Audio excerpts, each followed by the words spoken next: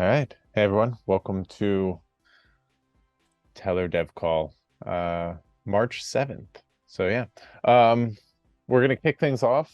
We had a lovely EthDenver time. I didn't go, but a lot of other people did. So we're gonna do that and then do the dev call and then do the questions because Mike has to go. But I guess Mike, I'll pass it over to you. How was it? It was really great. I thought there was a number of unique things to be encouraged about uh, that were different last year. There were some growing pains. I mean, it was a much bigger event, a bigger venue, and there were some internet issues. But overall, I think it was a very positive event for us as a sponsoring company that had a table and sort of had an agenda in mind of what we wanted to get out of that experience. So I'll just share a few things that I noticed. Brenda, you probably noticed something different. I'm sure there's overlap, of course. And Ryan and Buddy were also there and had their own experiences that they can share too.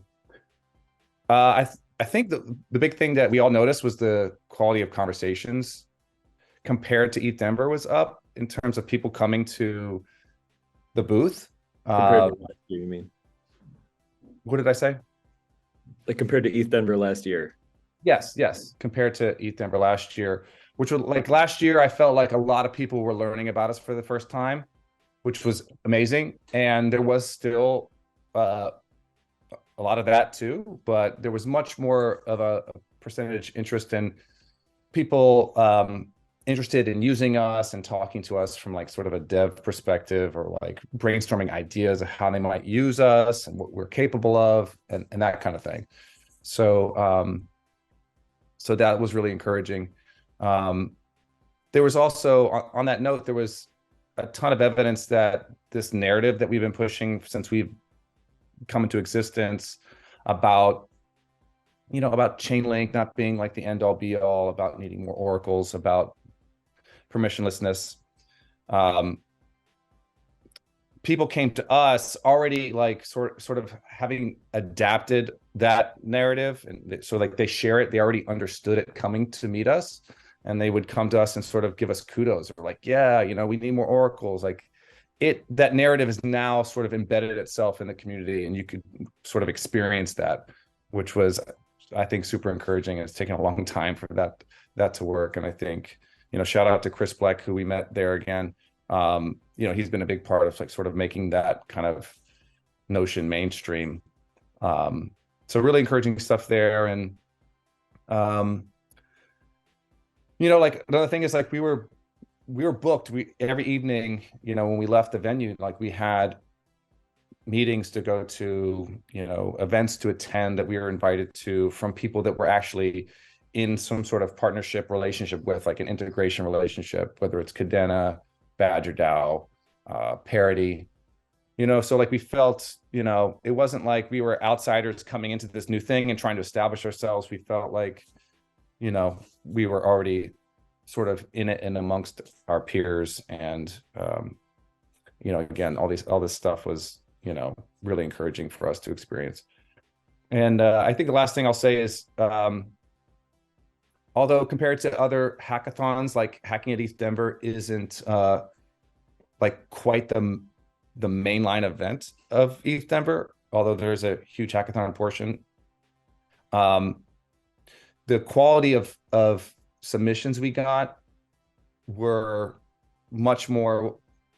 They were projects that you could tell were serious, that they weren't just like a hobby or like someone who's new and learning Web3. They were people that assembled a team of experienced devs that actually had a thing that they wanted to build and intend on trying to raise around it, and actually launch to mainnet and things like that. And so like that was one thing that sort of jumped out to us the morning that we were sort of judging people that were building on us. And that's nice, and that's definitely something in contrast to our previous experiences with hackathons. So yeah. So the hackathon for EthDenver, it's a little bit longer than the usual like weekend hackathon. So that's, you can see that in the quality of the stuff that they submitted. Yeah, no, that was something that EthDenver we wanted to change this year. So they extended, it was like a 9-day hackathon. So yeah, I hope that more hackathons sort of extend the amount of time, because what can you really build in 3 days? Most people actually, there's a lot of like bending of the rules in some of these hackathons, where like, since you can't build in 3 days, like people, you're not supposed to, but they find ways to like tie in the projects into things that they've been working on for a little bit of time coming up to it. So, but anyway, that sort of concludes, I guess, the things that were on top of my head to share about the event. I'm sure you guys might have something to add. No, I mean, it was really great. There was a lot of people. We had a lot of food traffic. I think at the end, every time that we go to these events, we just want to make sure that we expand our branding, that people remember Tellor the next time, and that they realize that there's more than one choice for getting data on chain. And I think this was a really great event for that. There was a lot of people. So yeah. I mean, I think I know a lot of the same really like the messaging, like our messaging is particularly purposefully vague, and we might change things up, next go around. But our branding at this event is vague. It doesn't scream Oracle, right? The word Oracle isn't anywhere in our table, right? It's pushing censorship resistant in this like pick a side narrative between building fintech and building like censorship resistant protocols. And like that drew people in just for that. They're like, I don't know what you do, but like I love that. And it brought people that were already aligned with our message to our table if they hadn't heard of Tellor. So it was kind of cool. Like you could start off these conversations on the right foot with people like already sort of on the same team, if you will. Definitely. So yeah. Let's hear. Yeah, everything that they said, I think the most valuable experiences that we had were probably just meeting the people in person that we're working with, like all these other projects that are integrating Tellor, or they're working on stuff.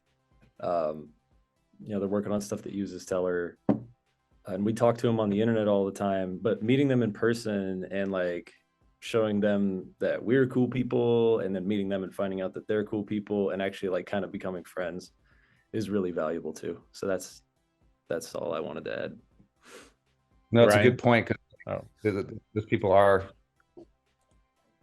like to work with people that they can have fun with too. Like, and it's nice to know that you actually jive on a human level with people.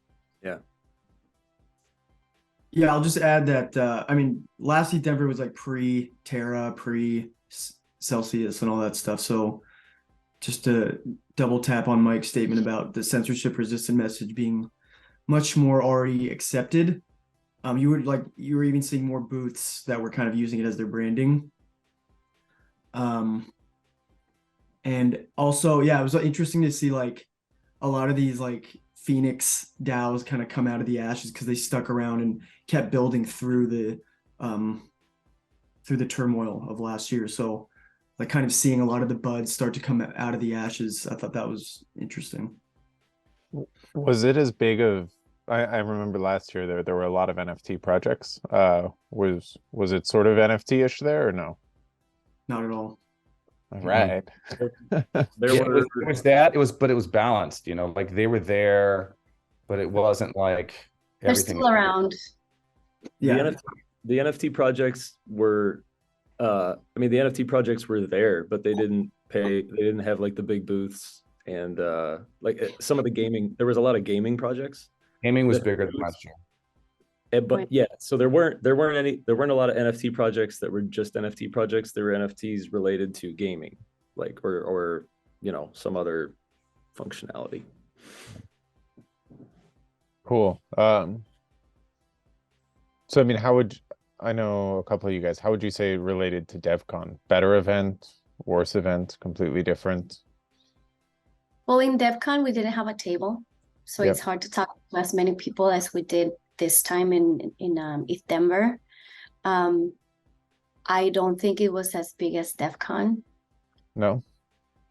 I don't think so. But maybe you guys differ. It's just it felt like there was so much more people, so many more people, and there weren't a lot of booths either at DEF CON. So it was just you just had to talk to people, but we couldn't talk to that many people because we didn't have a table for them to like find us. Whereas here, like, you know, we're right there. DEF CON was much more about like everybody trying to rush to all these rooms where all these talks were happening, and there was just too much traffic and you couldn't get in. It was like chaos around going to the content. And funnily enough, I felt like DEF CON's content was much more sponsored content, where like I felt like I was going into a commercial. Yeah. Whereas at EthDenver, it was harder to actually consume the content because everything was spread out. But you know, we had one of the main stages, the main developer stage was right next to our booth. So like I got a chance to like listen to a couple talks, and it reminded me of old school, these old events that from years past were like, it was really good stuff. So I don't know. DEF CON didn't have as much of the random like people coming just to collect shirts, people like super retail. There was too much of that at EthDenver, you know. Everyone So, in Denver shows up to grab a shirt. yeah, no, for sure. I feel like they could just do a better job of like not Yeah. accepting everyone. There had to have been like for every one person who wanted to talk about how Tellor worked, there were 10 people who wanted to know what's the difference between us and Chainlink, and they got a shirt, and that was it. But that we love those people too. Speaking of shirts, why didn't you guys wear your shirts more? We have to come down on you on this one. That's fair. I wore a Tellor shirt every day. Yeah, Ryan gets props. Bonus points to Ryan. We should get t-shirts we all like wearing and wear them at our conferences. Yeah. We should get teachers that fit me too. No, I wore the hat every How were day. you? Like you guys all fit on them. They're all like look like dresses on me. Bulk up. Hats. Yeah. Huh? Said bulk up. But anyway, yeah, no, but great job. If anyone will I'm guessing what we're going to be reaching out to people over the next few weeks.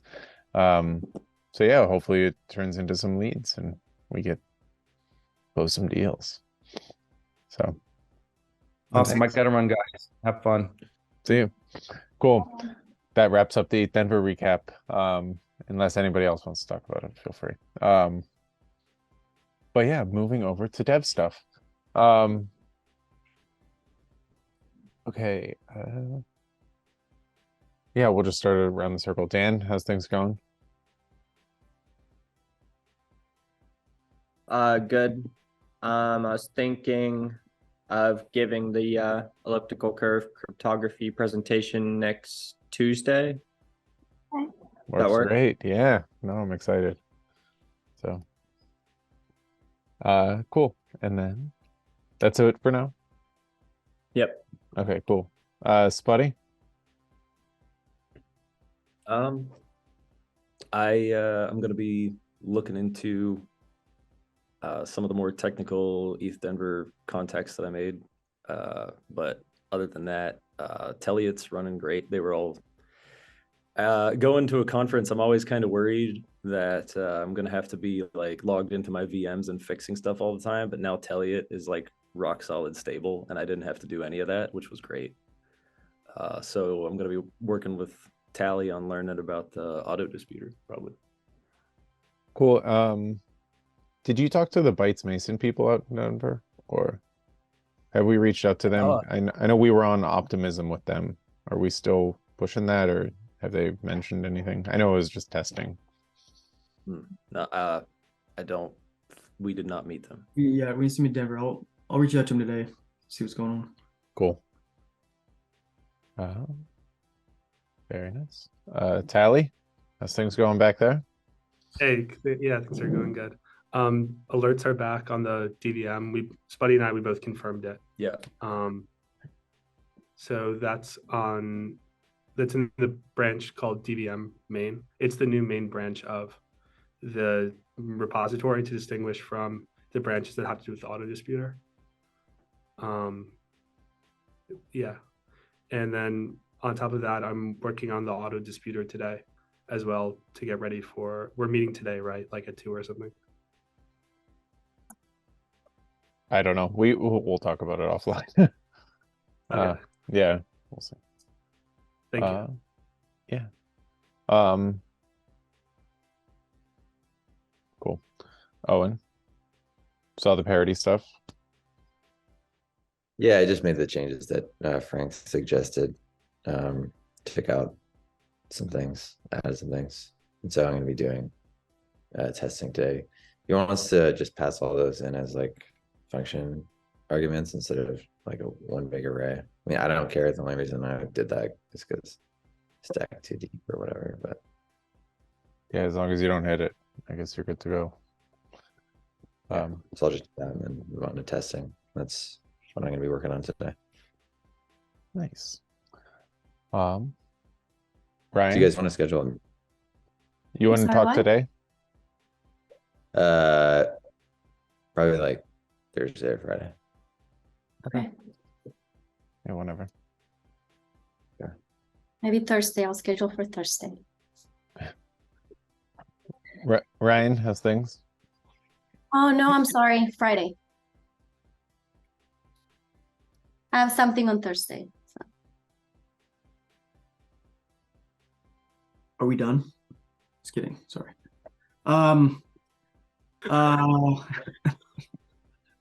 You can go now. So,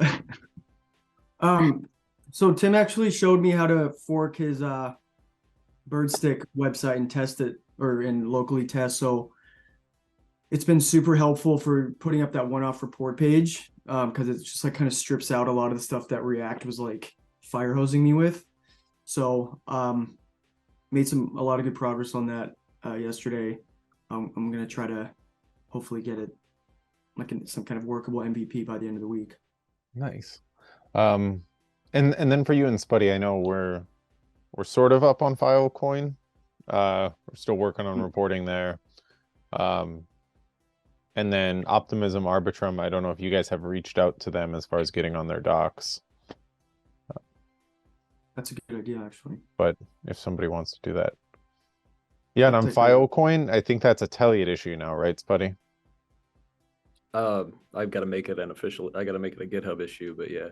Okay, so I don't know if anyone wants to tackle that one on Telliot, maybe a Kremer Tally, but basically Filecoin, they don't support legacy transactions. So like, how you enter the gas price. I think Tally, you know a little bit about submitting there. So you have to submit via the newer way.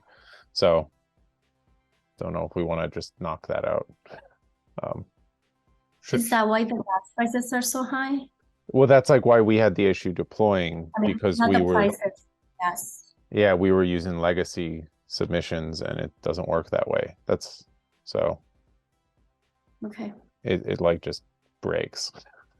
It thinks it just, whenever you enter the gas parameter in the old way, it like reads it as a different one. They know of the issue and they're trying to fix it, but so like Spuddy, if you experience any issues, just like let me know, because it's probably an issue on their end. Cool. No, I was able to do everything. I was able to call all the functions with like Yeah. remix mask. Everything works. It's just not it's not optimized for our client yet. Yeah. In our client, I mean. Yeah, I mean, I think just as long as we can do some transactions. So like I think they go live in like 10 days on the 17th. So like I want to be able to go to mainnet for them and say like we're up as soon after their mainnet deployment, and we can submit some transactions. Obviously, what that doesn't mean is we obviously don't have any users over there. So, but we just want to be available for them because that was sort of what they were really pushing for. Anyway, Akram. I'm working on Telliot Beats issues, wrapping up PRs. I think we have a meeting also with Certec at 1. Yep. And then we had if you saw, I put you as a reviewer on the mimicry data spec. They made some changes to what they were Oh, doing. they did. Oh, sorry, I didn't see that. Yeah. I'll check that out. Okay. I- Different than another spec or changes to the I ones think it's just already- making things clearer on other ones that Okay. you were doing. So anyway, just review it, make I'll check sure it out. it all fits in No line with problem. what you did. Okay. And then if you want to, and then yes, tomorrow for people watching the call, we can go over today, but then at noon, I believe tomorrow, Ryan, there's the Cadena workshop. So I'll be on an AMA about Cadena. Would love to have you there, Krem. Okay. So, but yeah, it's just what is it, a Twitter space, or it's just I don't know. I think it's a Twitter space. We'll Yeah. tweet out the information though. Yeah, so Tomorrow at 12. they have a pretty cool ecosystem. So Yeah.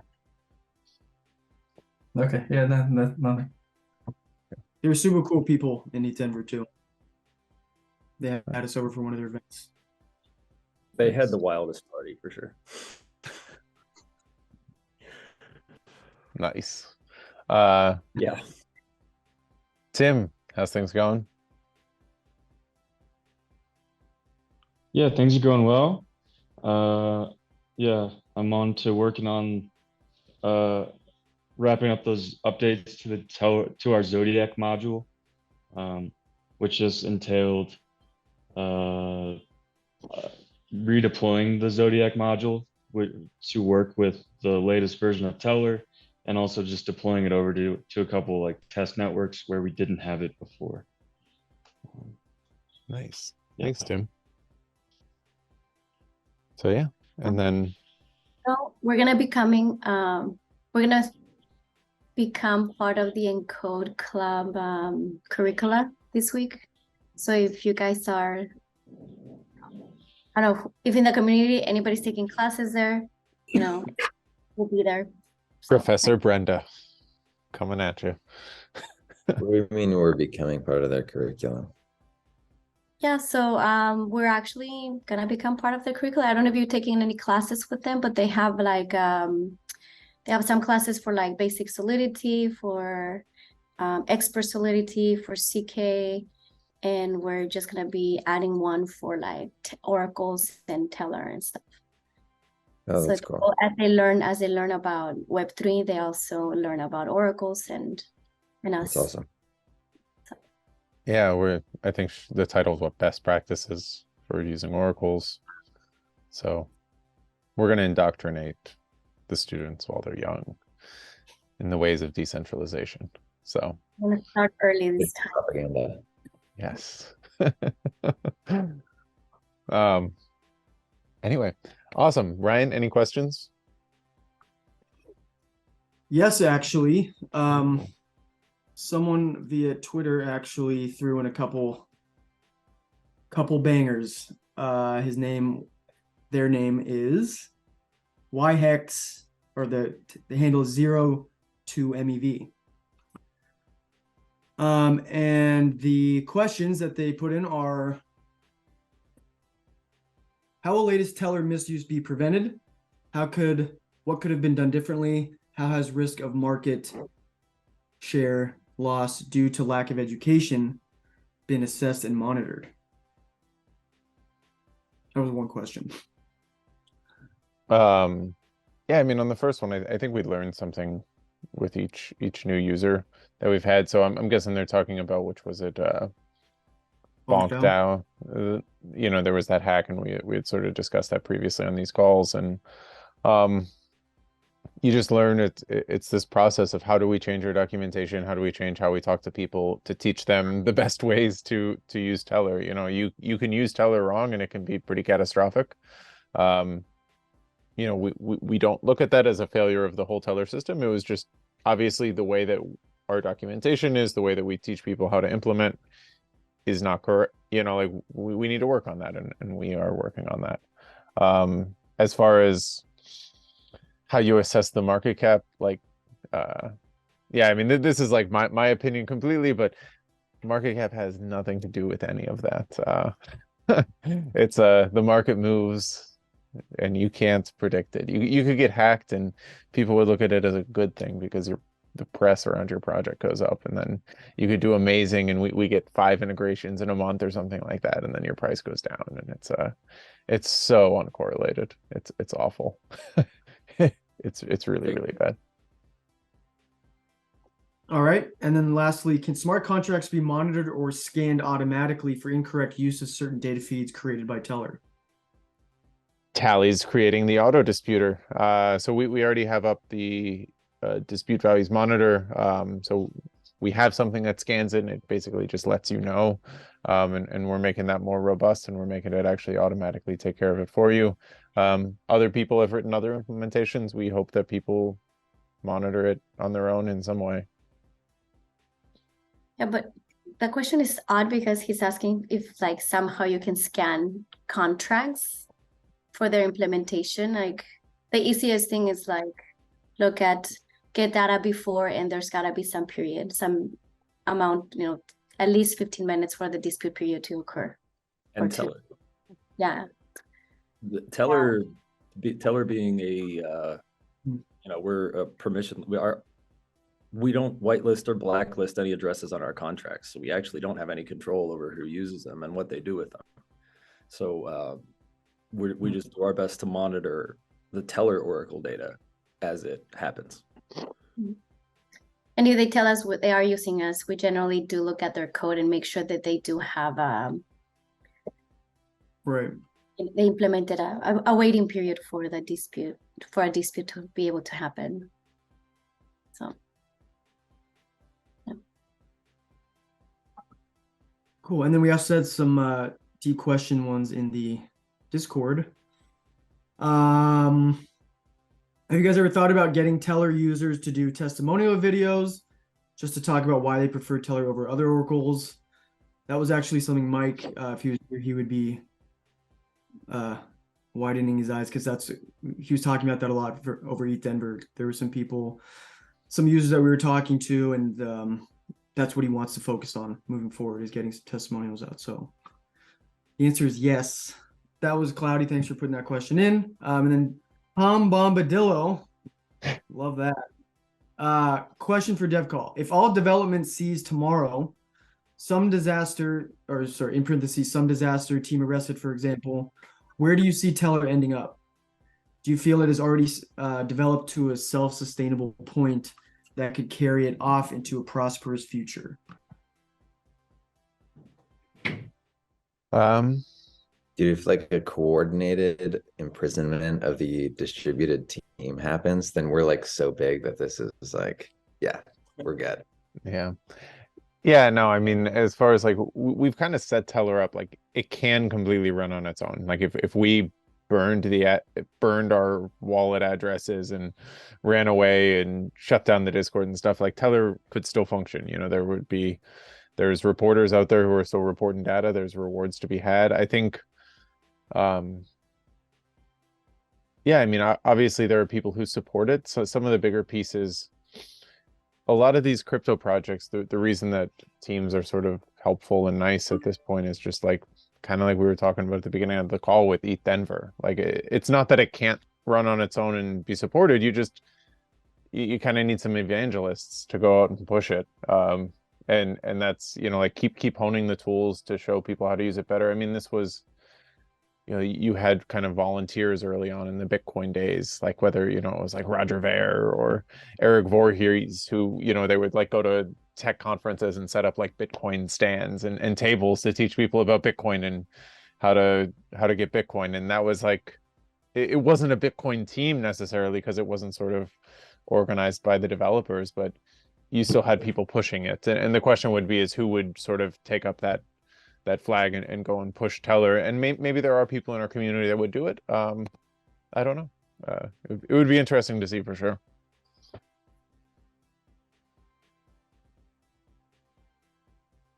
Cool. That's it. All right. Any other thoughts?